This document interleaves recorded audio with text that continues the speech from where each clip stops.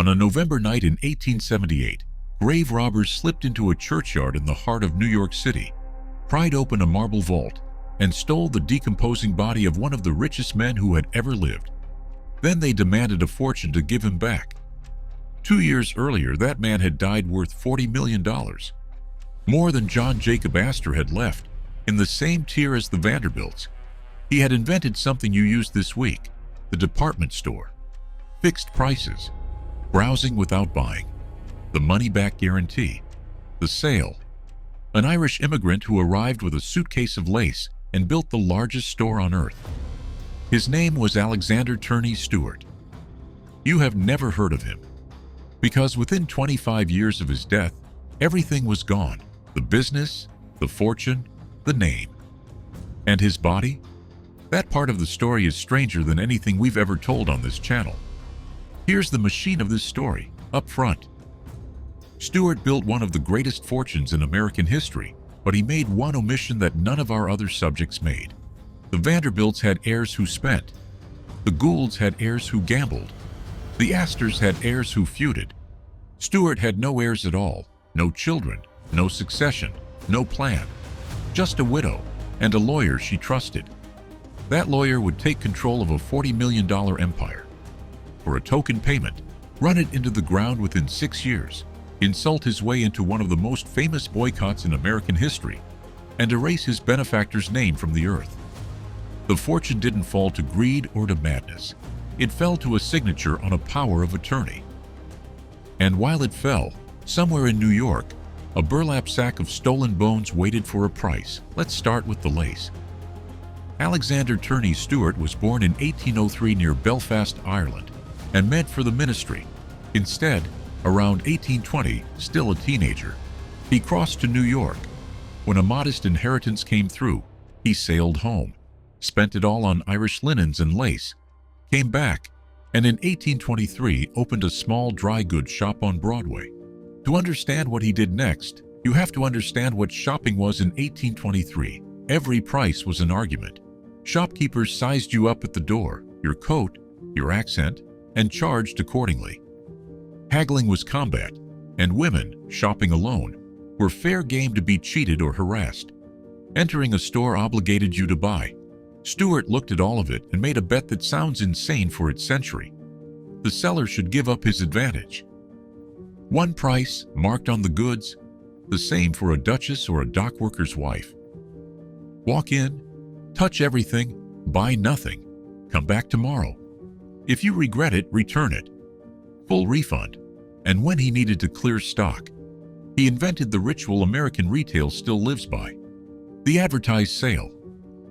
And he understood something no merchant before him had monetized. Shopping could be pleasure. His stores had full-length mirrors, a novelty most women didn't own at home. Fashion shows. A ladies' parlor where a woman could rest, unaccompanied, without a man's permission or protection. Attentive clerks forbidden from pressuring anyone. He wasn't selling cloth. He was selling an afternoon of dignity, and it cost nothing to walk in. Half of modern retail psychology, the store as destination, the browsing as entertainment, was invented by a Belfast linen merchant before the Civil War. The city's merchants predicted ruin. Instead, women, finally safe, finally respected, voted with their feet by the thousand. In 1846, he built what New York called the Marble Palace, a store faced in gleaming white marble, widely credited as America's first department store, so far beyond anything existing that it became a tourist attraction. In 1862, he topped it with the cast-iron palace uptown. 6 stories, a glass dome, 30 departments, 2,000 employees, the largest retail store in the world. By the 1870s, Stewart was the third pillar of New York money. Vanderbilt had the railroads, Astor had the land, and Stewart had the counter.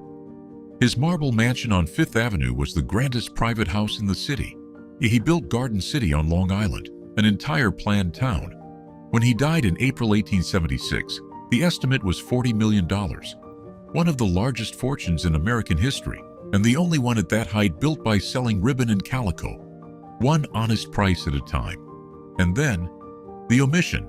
Stewart and his wife Cornelia had no surviving children. There was no heir apparent. There wasn't even a plan, just a will leaving virtually everything to Cornelia, an elderly widow with no experience of business, and naming as her right hand a family friend, Judge Henry Hilton.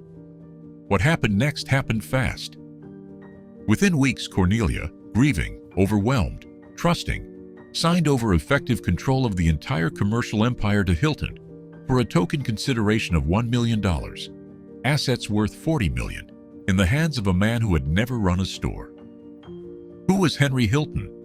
A former city judge with Tammany Hall connections, a man who had orbited the Stewart household for years. As legal fixer and dinner guest, Stewart had trusted him with errands and lawsuits.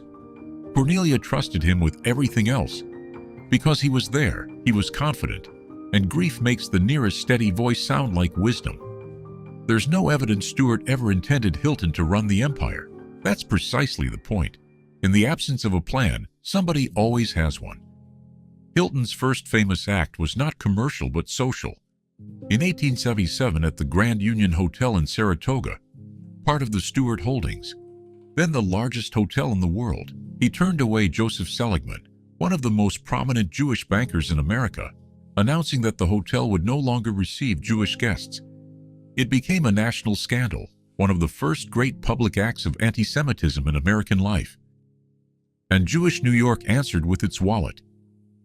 A boycott of everything Hilton touched, starting with Stewart's great store, whose customers and suppliers began to melt away. Inside, it was worse. Hilton reorganized, meddled, alienated the veteran managers Stewart had trained for decades. Within 6 years, the business that had been printing money since 1823 was in receivership. He eventually stamped his own name on it, Hilton, Hughes and Company, as if the founder had never existed. In 1896, it failed outright, and the wreckage was sold to a rising Philadelphia merchant named John Wanamaker, whose name replaced Stewart's on the greatest store in America. Cornelia had died a decade earlier. By the turn of the century, one of the largest fortunes ever assembled in the United States had effectively ceased to exist. 25 years, minus a few months. But we skipped something. Go back to November 1878, 2 years after Stewart's death, right as Hilton's empire was beginning to rot. In the small hours of the night, thieves entered the churchyard of St. Mark's in the Bowery, lifted the slab over the Stewart family vault, opened the coffin of the merchant prince, and carried his remains away in a bag. New York woke to the most lurid headline of the decade. They had stolen A.T. Stewart. The ransom demand arrived, $200,000.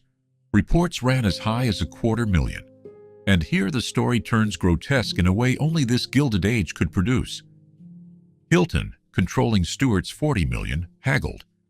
He publicly offered $25,000. The negotiations dragged on for years, through intermediaries, lawyers, and newspapers that covered the corpse of the richest merchant in America like a hostage crisis. Because that's what it was. In the end, the account generally told, Cornelia's agent met the holders on a lonely country road around 881 and exchanged roughly $20,000 for a burlap sack of bones. Were they Stewart's? No one could ever prove it. One historian who studied the case concluded the real remains may never have come back at all. Whoever it was went into the crypt of the cathedral Cornelia built in Garden City as her husband's memorial, a bishop's cathedral, raised by a widow for a dry goods merchant, where the sarcophagus was reportedly wired with an alarm so that no one could ever steal him again. Sit with the full picture for a moment.